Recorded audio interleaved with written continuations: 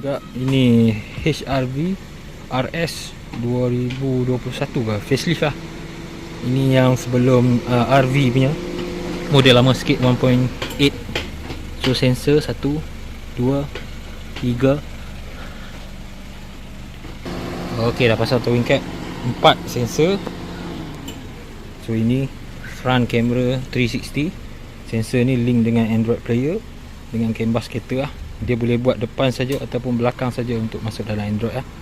Sensitivity ok. Tempat ni memang original, ada marking belakang bumper ni, tapi marking 2 je.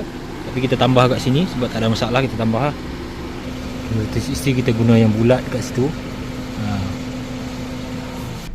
So ini Android 7870. Nak on 360 tekan sini. Ok, nak tutup pun boleh back pakai ni. Masuk gear reverse. Dia memang ada 360.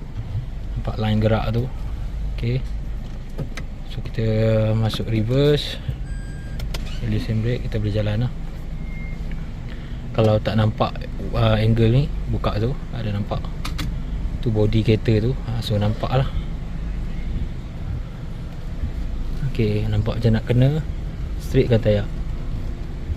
Ok, kalau tengok sekarang ni reverse belakang, dia bunyi je lah, bunyi original yang tu tik tik tik tik kan.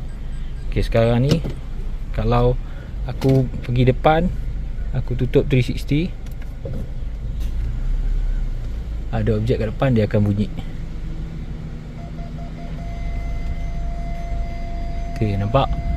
Ini bunyi ni kuat ke slow, kita ikut owner nak lah, kita akan balut lah. So nampak?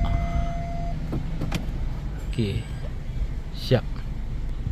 Sama juga Android ni, audio work punya. So interface dia cantik. Lepas tu wireless Apple CarPlay, YouTube boleh split screen. 8GB RAM ni lah.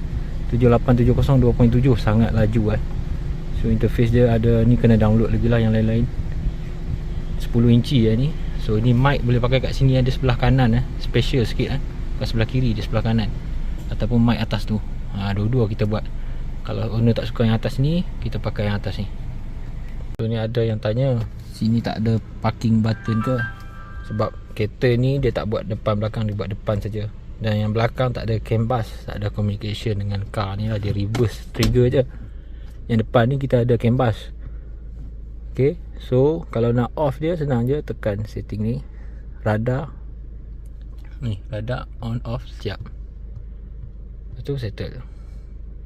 Itu saja. Siapa berminat nak pasang Android player 360 untuk semua kereta Honda, kita ada buat lah. Boleh PM kita buat yang terbaik lah.